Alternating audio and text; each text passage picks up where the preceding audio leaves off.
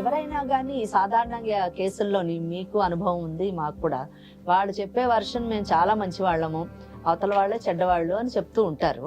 వాళ్ళ భర్తను కూడా మనం పిలిచి తెలుసుకుంటే బాగుంటదేమో అని నాకు అనిపిస్తుంది. ఎందుకంటే మమత, నువ్వు అసలు అన్ని కూడా నువ్వు చెప్పే దాంట్లో అసలు మాకు చాలా ఆశ్చర్యం అనిపిస్తుంది. కేసు ఒక వింతగా ఉంది. ఎందుకు వింతగా ఉందంటే, సాధారణంగా అవతల వాళ్ళు చెడ్డవాళ్ళు అని చెప్తే, అవతల వాడు చెడ్డోడు కాబట్టి ఈ తప్పు చేస్తున్నాడు కాబట్టి ఆ తప్పును సరిదిద్దామనేటువంటి ఆలోచనలో మేము వెళ్ళొచ్చు. ఇక్కడ నువ్వు చూస్తేనేమో నా భర్త రాముడు దేవుడు అంటున్నావు, కానీ మళ్ళీ అట్ ద సేమ్ టైం నా భర్త నన్ను నిర్లక్ష్యం చేస్తున్నాడు అంటున్నావు. ఎందుకు నిర్లక్ష్యం చేస్తున్నాడు అంటే, నీ తరఫున ఎటువంటి తప్పు లేదని నువ్వు అంటున్నావు, అతను చెడ్డవాడు కాదంటున్నావు. మరి ఈ సమస్యకు పరిష్కారం ఏంటి? ఎలా మనం దీన్ని నిర్ణయించాలి? నీ భర్తను కూడా పిలిచి తెలుసుకుందామా? అందుకే మేము ఉన్నది, డెఫినెట్ గా పని చేద్దాం. కానీ ముందు ఇప్పుడు మీ వారిని కూడా పిలిచి అసలు ఏంటనేది తెలుసుకుందాం. మమత భర్త విజయ్ని పిలుద్దాం. విజయ్ రండి, కూర్చోండి. నమస్తే. మీ భార్య మమత సో ఇక్కడి వరకు వచ్చారు. ఏంటంటే 3-4 నెలల నుంచి నా భర్త నాతో మాట్లాడట్లేదు, అసలు సరిగా పలకరించట్లేదు, నేను మాట్లాడినా విసుక్కుంటున్నాడు, చిరాకు పడుతున్నాడు, నాకు నా భర్త అంటే చాలా ఇష్టం, కానీ నా భర్తలో ఎటువంటి మార్పు లేదు, బట్ నాతో ఎందుకు మాట్లాడట్లేదు అని చెప్పేసి తను చెప్తూ వచ్చిందనమాట. అసలు ఇంతకు మీరు మమతతో ఎందుకు మాట్లాడట్లేదు, సమస్య ఏంటి? నాకు ఆమెతో లేదు మేడం, నాకు ఆవిడతో విడాకులు కావాలి, నాకు అసలు ఉండాలనిపించట్లేదు మేడం. విడాకులు కావాలా? 10 సంవత్సరాలు అయింది, 2 పిల్లలు ఉన్నారు, విడాకులు కావాలని సింపుల్ గా చెప్పేస్తున్నారు. ఆమె ముఖం కూడా చూడండి, నాకు ఇష్టం లేదు. విజయ్ 10 ఏళ్ళు ఆల్రెడీ సంసారం చేసిన తర్వాత న్యాయం కోసం ఇక్కడ దాకా తను వచ్చింది అంటే మీరు స్ట్రైట్ అవే విడాకులు అంటున్నారు అంట. కనీసం అర్థం అవుతుందా మీకు? భారతదేశంలో పెళ్లిళ్ళు, సాంప్రదాయం, వ్యవహారం ఎన్ని ఉన్నాయి మనకి? అంత ఈజీగా మీరు నేను ఆ అమ్మాయి ముఖం చూడను, నాకు విడాకులు కావాలని స్ట్రైట్ అడుగుతా, అసలు ఏం జరిగింది చెప్తే విడాకులు అన్న మాట అనేది అనలేదు. నువ్వు రావడమే అమ్మాయి అంటే నాకు ఇష్టం లేదు, విడాకులు అనేస్తున్నావు. మరి ఈ విషయం 3-4 నెలల నుంచి అమ్మాయితో అసలు డిస్కస్ చేయలేదా నువ్వు? నాకు కొన్ని నెలలు బట్టి ఆమెని అసలు మాట్లాడాలి కానీ ఆవిడతో ఉండాలని కానీ ఉండట్లేదు మేడం. ఆవిడంటే నాకు అసలు చేదరొస్తుంది మేడం.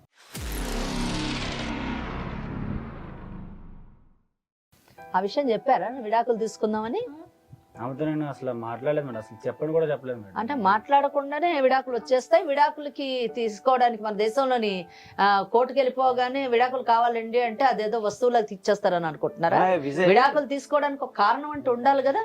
ఆ అమ్మాయి ఇంత దూరం వచ్చావు, అసలు ఏంటి కారణం, ఏం జరిగింది చెబితే నిజంగా నువ్వు విడాకులు తీసుకోవాలా లేదా అన్నది మేము డిసైడ్ చేస్తాం. ఆ అమ్మాయి ఇప్పటివరకు మాకు ఎటువంటి గొడవ లేదు, ఎటువంటి ప్రాబ్లం లేదు, మా ఆయన తిట్టింది లేదు, కొట్టింది లేదు, మేమంతా బానే ఉన్నాం, 10 ఏళ్ళు చక్కగా కాపురం చేసామని ఆ అమ్మాయి చెప్తూ వచ్చింది. ఇప్పుడు డైరెక్ట్ గా రావడం కూర్చొని నాకు విడాకులు, ఆ అమ్మాయి చిరాకు అంటున్నావు. దేనికి వచ్చింది ఆ అమ్మాయి మీద నీకు చిరాకు? నాకు నచ్చట్లేదు మేడం. మేము పెళ్ళైన 10 సంవత్సరాల నుంచి చాలా బాగున్నాం మేడం. మేము ఊర్లోని వ్యవసాయం చేసినప్పుడు మేము అన్యోన్యంగా చాలా ఆనందంగా ఉండేది. హైదరాబాద్ రాకముందే మీకు పెళ్ళయింది? అంటే మీరు వ్యవసాయం చేసుకునేటప్పుడే మీకు ఈ అమ్మాయితో పెళ్ళయింది? అవును మేడం. Right okay. అప్పటి నుంచి వచ్చి మేము చాలా ఆమె కోసం, మా పిల్లల కోసం కష్టపడి ఇలా చాలా హార్డ్ వర్క్ చేసి మాకు పిల్లలకు మంచి చదువు రావాలని అన్ని చాలా చేశాను మేడం. కానీ నాకు లైఫ్ ఎందుకు చేశాను, నాకు అసలు ఈ మీద ఉండాలని అనిపించేలా చేసింది.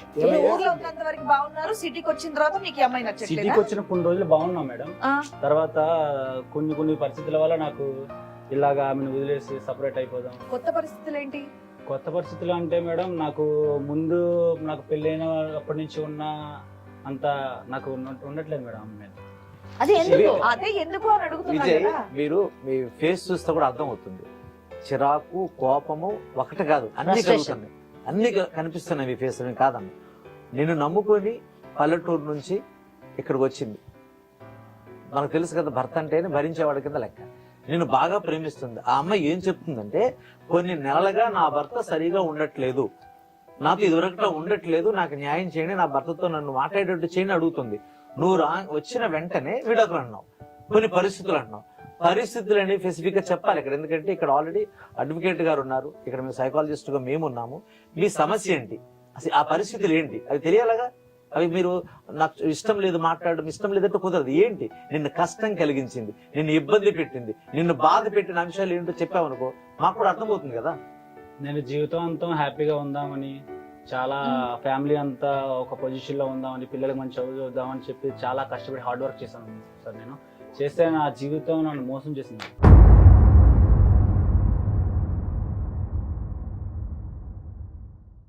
మోసం చేసిందా? Yes madam. ఏం మోసం?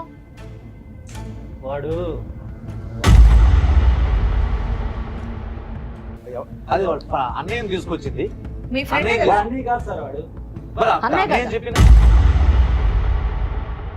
నీ ఫ్రెండ్ నా నీ friend నీ ఏ friend నన్ను కదా? మోసం చేశాడు సార్. మరి ఏం మాట్లాడుతున్నావు? అర్థమవుతుందా ఏమన్నా? నువ్వు ఇంత మాట్లాడు బాగా సార్, చేసుకున్నారా నువ్వు మీరు? హలో మాట్లాడుకో. హలో హలో కూర్చొని మాట్లాడు.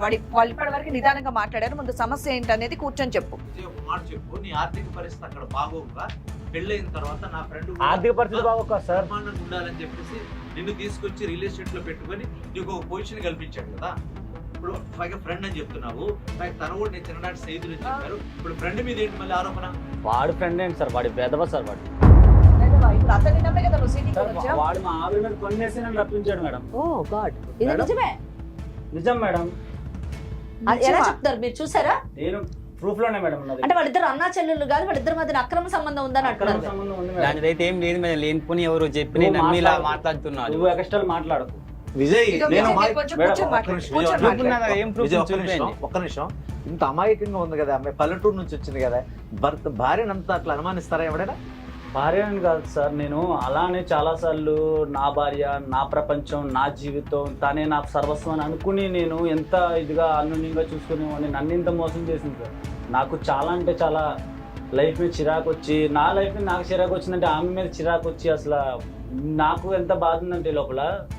అర్థమవుతుంది. మీరు ఇవన్నీ కరెక్టే తెలుసుకొని మాట్లాడుతున్నారా? నేను మీకు పెళ్ళై 10 ఏళ్ళు అవుతుంది, మీకు 2 పిల్లలు కూడా ఉన్నారు. ఊరికే భార్య మీద అలాంటి నిందలు వేయొద్దు. మీరు చూసారా? ఏమన్నా ప్రూఫ్ ఉందా మీ దగ్గర? అన్నయ్య అని చెప్తోంది కదా అక్కడ నోట్ నుంచి అమ్మాయి. అన్నయ్య అంటే అన్నయ్య ఎలా అవుతాడు మేడం? అన్నయ్య ఎలా అవుతాడంటే నువ్వు చూసావా, లేదంటే ఎవరన్నా చెప్పిన మాటలు వింటున్నావా? ప్రూఫ్స్ ఉన్నాయి మేడం. ఏం ప్రూఫ్స్ ఉన్నాయి? విజయ్, మన దేశంలో తెలుసు కదా అన్నా చెల్లెల సంబంధం గురించి మనకి బోర్డంత విషయాలు ఉన్నాయి.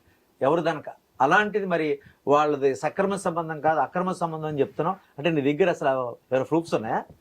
ఎవిడెన్స్ లేకుండా మాత్రం అరే మాట్లాడదు చక్కగా అన్నయ్య అని చెప్పేసి ఇక్కడ షో వరకు కూడా తీసుకొచ్చి మరి అమ్మాయి పరిచయం చేస్తున్నా, చాలా అలా ధైర్యంగా మాట్లాడటం తప్పు తీసుకొచ్చింది కదా? అక్కడికి, తనకెవరు లేరు, తనకెవరు హెల్ప్ చేయట్లేదు తీసుకొచ్చింది. నువ్వేమో నీ మానని అట్లా మాట్లాడుతున్నావే. సో ఇంత కోపం ఉన్న వాడివి మరి 3-4 నెలల నుంచి ఏమీ మాట్లాడుకుంటూ ఎందుకు సైలెంట్ గా ఉన్నావు నువ్వు? విజయ్, నువ్వు నిజం చెప్పు, నిజం చెప్పు. నీ భార్య నుంచి నీకు విడాకులు కావాలి అనేటటువంటి కోరికగా నీకుంటే విడాకులు తీసుకోవడానికి ఆమె మీద అపవాదం వేయాల్సిన అవసరం లేదు. ఏదో కారణం చేత తీసుకునేటటువంటి అవకాశం ఉంటుంది. కానీ ఇటువంటి అపవాదు వేసి నువ్వు విడాకులు తీసుకుంటే అది నీ మటుకు, నీ భార్య మటుకే కాదు, దాని యొక్క ప్రభావం పిల్లల మీద కూడా ఉంటుంది. కనుక బాగా ఆలోచించి నిజం చెప్పు. నిజం చెప్తే దానికి పరిష్కారం ఏంటి, దాన్ని ఏ విధంగా ఆ సమస్యను మనం పరిష్కరించవచ్చు అన్నది ఆలోచించవచ్చు. నిజం చెప్పు. నిజమే మేడం. నేను మా ఆవిడ అంటే నాకు చాలా నమ్మకం మేడం. అప్పుడు నేను చాలా అంటే చాలా మా ఊర్లో ఉన్నప్పుడు అన్యోన్యంగా అసలు చాలా ఒక తనే నా సర్వస్వాన్ని చూసుకునేవాడిని. తనను మా అమ్మాయిని మా సొంత అన్నయ్యలాగా తనకి పరిచయం చేసి నా ఇంట్లోకి తీసుకెళ్ళి ఒక అన్నా చెల్లెలు ఉన్నట్టుగానే ఫీల్ అవ్వి తనతో రాఖీ కట్టించి తర్వాత నేను ఎక్కడికన్నా బయటికి దూరంకి వెళ్ళినప్పుడు అప్పుడు అన్న చెల్లెల కింద మీ చెల్లిని తీసుకోరా అని చెప్పి వాడికి అప్పు చెప్పి వెళ్ళి అన్నీ నేను అసలు నేను ఊహించలేదు మేడం. ఇలా ఉన్న ఇద్దరు కూడా చాలా అన్న చెల్లెలు అని నాకు దానికి సొంత అన్న కింద నాకు సొంత బావ కింద చూసుకునే ఒక వ్యక్తి ఇలా చేశాడని నేను అసలు నమ్మలేకపోతున్నాను. ఏం మాట్లాడుతున్నారండి? ఆహా, ఇలా నువ్వు చూసావా లేకపోతే ఎవరైనా చెప్తే విన్నావా? నేను చూసాను మేడం. నువ్వు చూసావు? ఉన్నాయి మేడం, ప్రూఫ్స్ ఉన్నాయి మేడం. విజయ్, అదిగో, అది మీ నేను ఆయన కూడా ఎన్నికడికి తెలుసు. చెప్తున్నాడు, నువ్వేం నీకు- మాట్లాడవు? మమత,